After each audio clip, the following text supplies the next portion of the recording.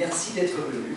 On n'est pas très nombreux, mais ceux qui sont là sont visiblement intéressés par un thème qui est d'actualité dans une Europe en crise.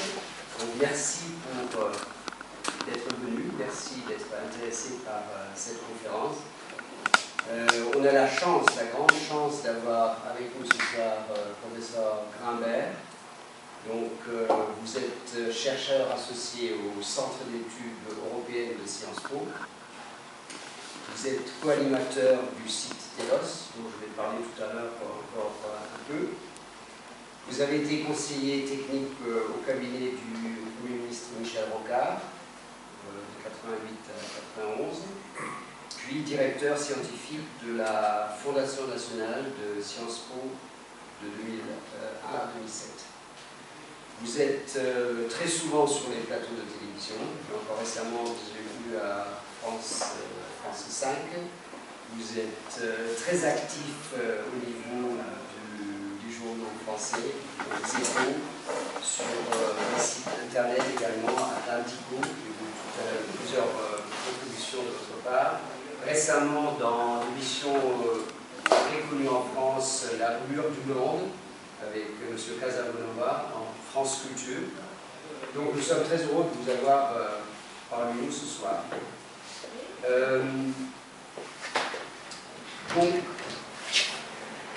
entrée en fait, nous avons à Tridenti, depuis quelques mois, essayé de voir comment nous pouvons élargir les thèmes que nous abordons lors des conférences. Et en discutant avec Léo, j'ai réfléchi qui on pouvait inviter. Et étant un lecteur assidu de ce site Telos, et ayant particulièrement apprécié vos articles sur l'Europe, sur la politique française en général, je me suis dit que vous étiez un invité d'honneur pour notre jeune association culturelle. Peut-être quelques mots, comme je disais, sur Telos, parce que ça pourrait intéresser certains parmi vous. Donc Telos est une agence intellectuelle qui ne publie que sur Internet, donc ce n'est pas un journal sur papier. Ce qui est particulier chez Telos, c'est que les contributions ne sont pas faites par des journalistes, mais par des chercheurs, des spécialistes dans leur domaine. En l'occurrence, le professeur Grimbert est lui politologue, analyste des situations politiques, et peut donner un point de vue un peu plus reculé sur le contexte politique. Et nous pensions que à Tridenti, on pouvait jeter ce regard un peu plus spécialiste sur ce qui se passe notamment en Europe. Donc, sans plus tarder, la parole à vous sur ce thème qui me tient personnellement très à cœur, parce que je trouve qu'on est dans une situation extrêmement délicate pour l'instant. Merci beaucoup. Merci pour votre invitation. Je suis d'autant plus content que, comme je le disais, c'est la première fois que je viens à Luxembourg, donc c'est une occasion très, très agréable pour moi, surtout que le temps est plutôt beau. Donc, pourquoi j'ai choisi ce thème quand vous m'avez demandé, vous m'avez gentiment invité, c'est que je pense que nous sommes à un moment crucial dans l'évolution de l'Union européenne et surtout de la zone euro. Pourquoi un moment très, très important et un tournant peut-être? C'est que je pense que depuis quelques années, l'Europe en tant que telle, c'est-à-dire la construction européenne et l'euro, sont devenus, dans un nombre croissant de pays membres de l'Union européenne, sont devenus en réalité des enjeux politiques nationaux.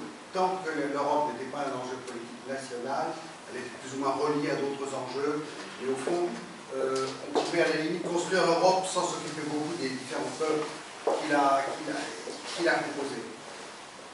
Pour des raisons que je vais essayer rapidement d'exposer ce soir avant que nous en discutions ensemble, je pense que c'est ça qui est en train de changer en Europe. C'est-à-dire que le problème est que les peuples sont maintenant de la partie et que les classes, que les élites européennes ne savent pas très bien comment s'y prendre dans cette nouvelle situation où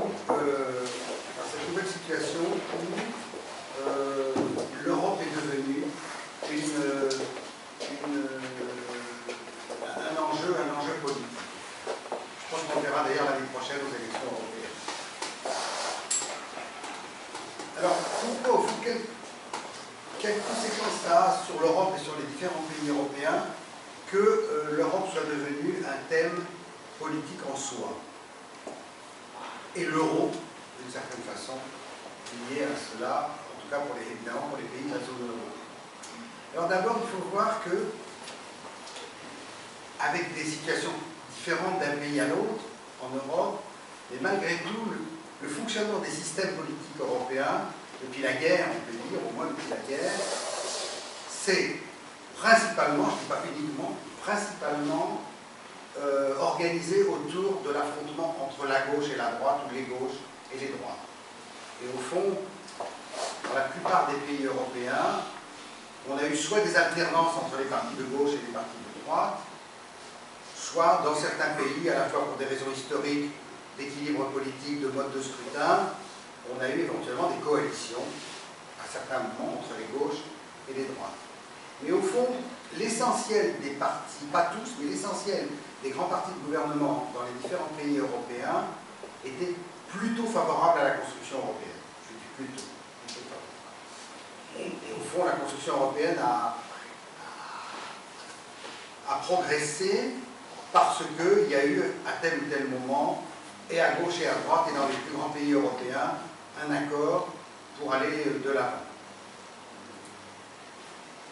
Cette structuration gauche-droite, dans beaucoup de pays européens, si on regarde les études comparatives qui ont été faites dans les années 60, 70, en Allemagne, en Angleterre en particulier, on voyait que les lignes de clivage idéologique et sociologique sur lesquelles s'articulaient les oppositions et les systèmes politiques étaient essentiellement, d'une part, la relation à la religion ou aux religions, et d'autre part, la question des classes sociales et de la situation dans la société. Et c'est ce qui faisait, au fond, qui distanciait, qui séparait les gauches des droites, les gauches des droites, ou la gauche de la droite. Et essentiellement, d'ailleurs, les gauches socialistes, social-démocrates, et puis de l'autre côté, les chrétiens-démocrates, les libéraux, certains partis conservateurs. Les choses ont changé à partir des années 70, dans la mesure où, à la fois, les mouvements communistes ont commencé à s'affaisser, et où les partis socialistes se sont transformés et se sont embourgeoisés. C'est-à-dire que peu à peu, les nouvelles classes moyennes en Europe se sont emparées des partis socialistes. Ils ont cessé assez largement de devenir d'être des partis ouvriers ou des partis syndicalistes, etc. Donc on a eu, au fond, les classes moyennes salariées, et surtout salariées, ont pris le pouvoir dans les partis socialistes. Ensuite, dans les années 90, on a eu, et c'est au fond comme un mouvement de balance, vu que les grands partis communistes s'effondraient ou se transformaient, que les partis social-démocrates se transformaient, on a eu naissance, dans les années, fin des années 80, milieu des années 80-90, de partis populistes qui se sont transformés soit par partis libéraux, soit ex nihilo. On a eu des partis populistes qui, eux, se sont largement développés sur le thème de la xénophobie, de la halte à l'immigration et la xénophobie. Et assez rapidement, il y a eu un lien dans ces partis idéologiquement entre l'hostilité aux immigrés et l'hostilité à l'Europe, l'Europe étant considérée au fond comme aidant, facilitant l'immigration de manière dangereuse. Mais ce qui est très important du point de vue sociologique, c'est que dans toute cette évolution, je fais ça à très grands traits bien sûr, toute cette évolution, au lieu qu'on ait une structuration des systèmes politiques entre gauche et droite, où les gauches et les droites avaient chacune, j'ai envie de dire, leurs élites et leurs classes populaires, on a peu à peu vu s'installer des systèmes politiques, peu à peu, avec cette nouvelle structuration des partis, on avait plutôt une structuration entre le haut et le bas, et non plus la gauche et la droite, mais le haut et le bas. C'est-à-dire, on avait de plus en plus une réaction des peuples, des classes populaires dans différents pays, hostiles à la fois aux élites européennes, à la construction européenne, et donc à l'Europe elle-même, peu à peu. Voilà ce qui s'est passé. De plus en plus. C'est-à-dire que les élites ont été mises en cause, et moi j'avais fait une enquête assez complète il y a une dizaine d'années. On voyait bien déjà que, quel que soit le pays d'Europe, les classes populaires étaient toujours plus hostiles à l'intégration européenne que les classes moyennes, les classes cultivées, etc. Donc on voyait bien là qu'il y avait un clivage qui était en train d'apparaître et qui au fond était assez dangereux pour la construction européenne. Dangereux pourquoi? Parce qu'au fond, les grands partis de gouvernement, qu'ils soient de gauche ou de droite, et qui avaient besoin évidemment d'une base populaire, s'apercevaient que parler de l'Europe ou revendiquer la construction européenne devenait de plus en plus dangereux pour eux. Dangereux parce que susceptible de diviser beaucoup trop leurs électorats. On l'a vu à partir de 92, après le traité de Maastricht, et on l'a vu évidemment encore plus en 2004-2005 au moment de la ratification, la non-ratification du traité constitutionnel européen. C'est-à-dire qu'on a vu là, à ce moment-là, les partis de gauche, pas plus les partis socialistes, mais aussi un certain nombre de partis de droite, conservateurs, se sont rendus compte que trop insister sur l'Europe était dangereux d'un point de vue de politique intérieure. Et pendant que ces partis essayaient de ne pas parler de l'Europe, ou le moins possible, on a vu se développer des partis populistes qui, au contraire, ont mis tous leurs efforts à faire de l'Europe un véritable enjeu politique, un élément de rupture, un élément de clivage dans les différents systèmes politiques.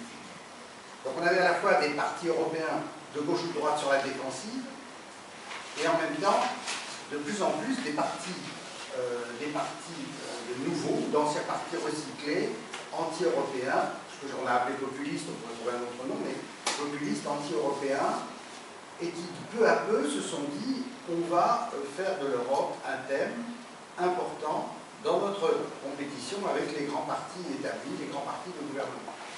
Alors, cette situation est devenue très dangereuse à cause de la crise. À partir de 2008, 2009, et surtout, je dirais, depuis 2 ou 3 ans, la situation est devenue très dangereuse. Pourquoi? Parce que les pays européens, les gouvernements au pouvoir, qu'ils soient de gauche ou de droite, dans cette crise, se sont trouvés acculés à des politiques antipopulaires,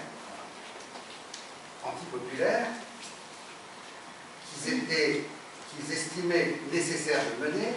Ils avaient pris des engagements au niveau européen, essentiellement le fameux pacte de stabilité monétaire, budgétaire, et donc, dans tous ces pays, on a mis au point on a mené des politiques qui étaient des politiques, on a appelé d'austérité, ou en tout cas de redressement des comptes publics, qui ont amené une partie des populations à la fois à se rebeller contre cela, en particulier en Europe du Sud où les politiques étaient très dures, et en même temps, du coup, à penser que c'était de la faute de l'Europe si on menait ces politiques.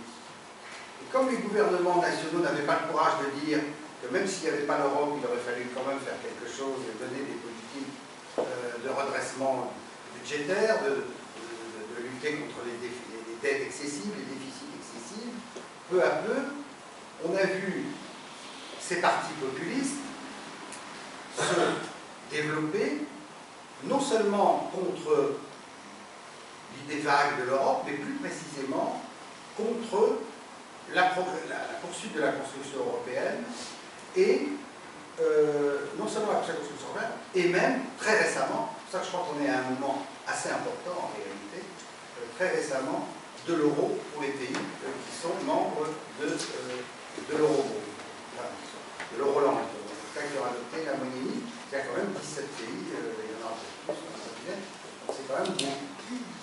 Alors ce que je voudrais maintenant, c'est vous montrer à quel point, à mon avis, on est vraiment dans un moment tournant, précisément parce que de plus en plus, cette question européenne va devenir une question centrale pour dans les différents pays européens, parce que les partis pro-européens sont acculés à la défensive par rapport à cela. Alors si vous voyez en quelques années, j'ai juste ce petit tableau, il faut d'abord que je suppose le machin. Vous voyez, on a des pays par exemple, mais vraiment c'est très récent, c'est dans les 2 années qui viennent de s'écouler, peut-être encore aujourd'hui, on a, vous voyez, en Autriche, il semble que le parti, l'ancien parti libéral qui était devenu un parti très anti-européen, le FPO, semble-t-il, a remonté et pourrait faire à nouveau 27-28% des voix aux prochaines élections, peut-être être le premier parti. Bon, la Belgique, c'est compliqué parce que la Belgique, c'est pas seulement un problème par rapport à l'Europe, mais par rapport à la Belgique elle-même. Donc, bon, je pourrais répondre à des questions, mais je ne vais pas développer pour l'instant la question belge qui est très particulière. Au Danemark, le Parti du peuple, parti populiste de droite, est en train de marquer des points. Pour l'instant, il est à 18% de sondage pour les prochaines élections. En Finlande, on a un phénomène très très intéressant qui s'appelle les True Finns, les vrais Finnois, qui est un parti qui se développe depuis 1 an ou 2 très très rapidement et qui pourrait faire, qui a fait 19% aux dernières élections, ce qui est énorme, qui pourrait faire encore plus que la prochaine, clairement sur une base anti-européenne. En France, on a à la fois la montée du Front National, qui avait fait aux dernières élections le tour de 20, qui pourrait faire plus la prochaine fois, qui pourrait peut-être être le premier parti, c'est pas impossible, les prochaines élections, plus une radicalisation anti-européenne de l'extrême gauche française, ce qui reste du Parti communiste et ce qui s'est agrégé, j'en parlerai plus longtemps si vous le souhaitez, dans ce qu'on a appelé le Front de gauche. En Allemagne, qui était préservée jusqu'à présent, non seulement on sait que Die Linke, donc l'extrême gauche allemande, a quand même fait un score non négligeable, pas très important, mais non négligeable, plutôt contre ces politiques européennes, mais surtout, on ne sait pas ce que ça va donner, mais il vient de se créer en Allemagne, pour la première fois, un parti clairement anti-euro. Il veut sortir de l'euro. Alors, je ne sais pas combien il fera. Certains disent que 24% des Allemands sont intéressés, il ne fera évidemment pas 24%, mais même s'il fait 4, s'il rentre au Parlement, s'il fait 5%, ça peut changer complètement les équilibres politiques en Allemagne, en particulier pour Mme Merkel. En Grèce, c'est à la fois la montée d'une extrême gauche anti-européenne qui avait fait 27%, très important, plus un parti d'extrême droite, presque néo-nazi, qui aujourd'hui monte aussi, avait fait 7% aux dernières élections.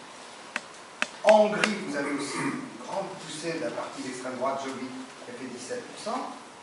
Alors l'Italie, alors ça, je ne sais pas comment il faut exactement définir le Cinque Stelle, mais en tout cas, c'est une drôle de chose qui arrive là, et qui est quand même avec 26%, qui est une espèce de front, je ne sais pas si en tout cas, il ne faut pas faciliter les choses. Et en Lettonie aussi, excusez-moi, c'est en anglais, j'avais fait cette conférence aussi en anglais. Donc, on voit bien quand même qu'on est là dans un moment charnière en réalité.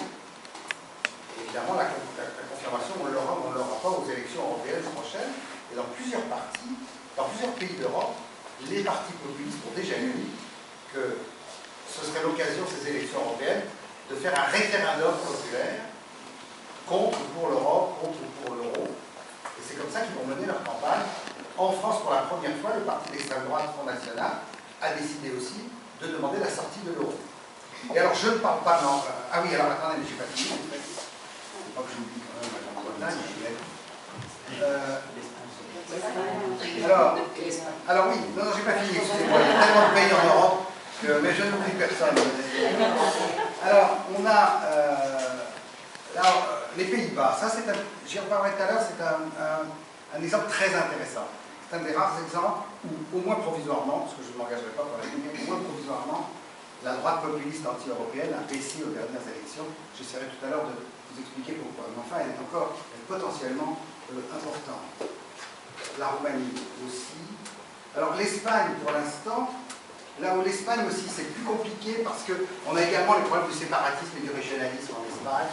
Et donc le croisement des deux questions est compliqué, disons. Je y reviendrai peut-être, mais c'est compliqué. Et puis alors, on a évidemment... Oui, alors, même en Suède, on a eu une petite poussée des partis populistes. Pourtant, la Suède ne fait pas partie de la zone euro, ni la Grande-Bretagne. Alors la Grande-Bretagne, là c'est une question très très difficile.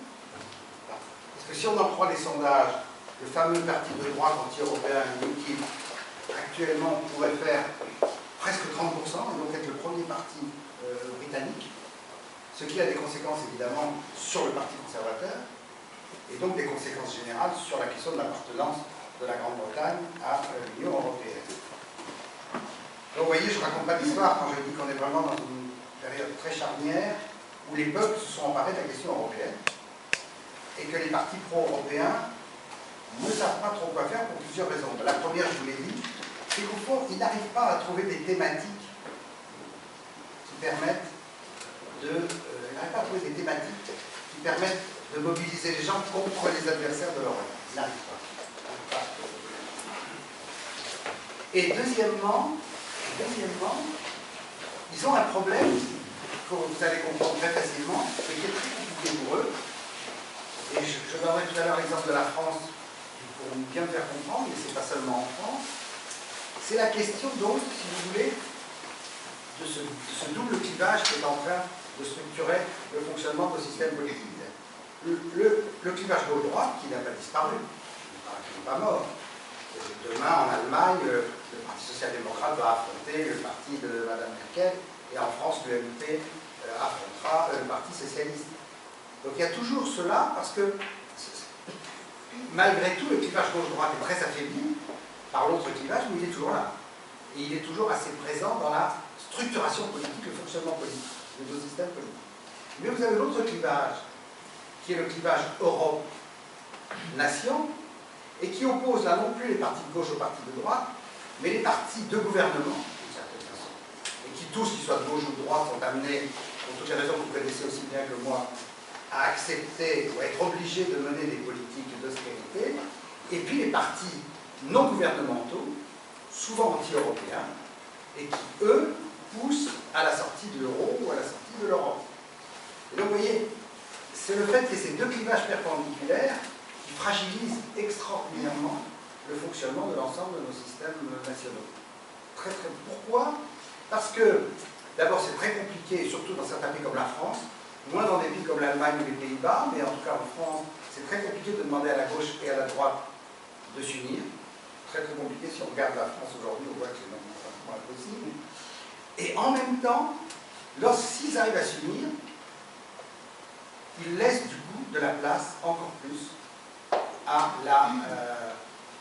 au vote protestataire et donc anti-européen en l'occurrence, puisque l'ensemble des pro-européens de gauche et de droite se mettraient ensemble. Alors, si vous regardez ce tableau à droite, vous voyez, en fait, j'ai regardé un peu comment les gouvernements étaient composés aujourd'hui, qu'ils soient de gauche ou de droite par leur Premier ministre, comment ils sont composés. Vous voyez qu'il y a une relation d'ailleurs, pas tout à fait, pas parfaite, mais une relation entre la montée des partis populistes et les alliances gouvernementales entre la gauche et la droite, évidemment, avec tous les problèmes que ça pose sur lesquels je reviens. Vous voyez par exemple que face au parti eurosceptique, en Autriche, le parti de droite autrichien qui avait essayé de gouverner avec l'extrême droite s'est rendu compte que c'était très compliqué, précisément pour les questions européennes, et a fait une grande alliance avec les sociaux-démocrates. Mais en même temps, vous voyez que cette alliance des deux grands partis facilite évidemment la montée des opinions et des votes anti-européens. On verra aux élections européennes, comme je vous disais, là, le parti anti-européen en Autriche a décidé de faire de ces élections un référendum pour ou contre l'Europe. En Belgique aussi, vous avez une union, mais là, je vous disais, c'est compliqué par les questions Flandre, Wallonie. Donc, je ne m'arrête pas là pour l'instant. En Finlande, c'est pareil. Vous avez relativement, de manière assez traditionnelle, une alliance gauche-droite-vert au gouvernement. Mais justement, c'est ça qui va être attaqué l'année prochaine par le parti des True Finns, qui risque justement, là aussi, de faire une espèce de référendum anti-européen, anti-euro dans leur pays. Bon, l'Irlande, évidemment, chaque pays a sa propre...